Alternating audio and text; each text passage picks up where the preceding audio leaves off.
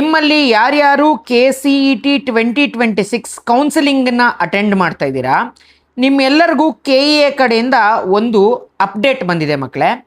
ನೀವೆಲ್ಲರೂ KCET ಅಪ್ಲಿಕೇಶನ್ನಿನ last ಪೇಜನ್ನು check ಮಾಡಿ. ನಿಮಗೆ ಅಪ್ಲೈಡ್ 12 ಇಯರ್ಸ್, ಕ್ಲೇಮ್ಡ್ ಕೆಲವ್ರಿಗೆ 11 ಇಯರ್ಸ್ ಅಂತ ಇರುತ್ತೆ, ಕೆಲವ್ರಿಗೆ 12 ಅಂತ ಇರುತ್ತೆ. Above 7 years claimed and verified ಅಂತ ಇದ್ದರೆ ಯು ನೀಡ್ ನಾಟ್ ವರಿ. ಯಾರ್ಯಾರಿಗೆ ಕ್ಲೈಮ್ಡ್ ಅಂತ ಇದೆ ಬಟ್ ನಾಟ್ ವೆರಿಫೈಡ್ ಅಂತ ಯಾರ್ಯಾರಿಗಿದೆ, ನೀವು ಆದಷ್ಟು ಬೇಗ ವೆರಿಫಿಕೇಷನನ್ನು ಮಾಡಿಸ್ಕೋಬೇಕು ಮಕ್ಕಳೇ, ಆಯಿತಾ.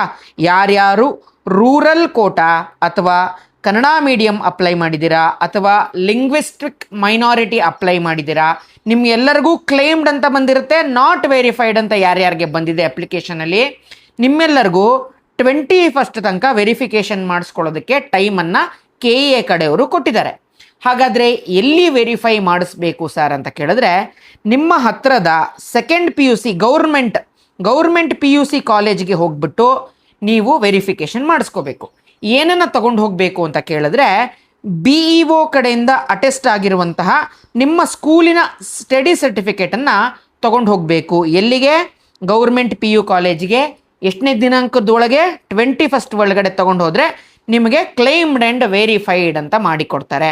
ಸೊ ಇದನ್ನು ಕ್ಲೀನಾಗಿ ಸೀರಿಯಸ್ ಆಗಿ ತಗೊಂಡು ಪ್ಲೀಸ್ ಆದಷ್ಟು ಬೇಗ ಮಾಡಿಕೊಳ್ಳಿ.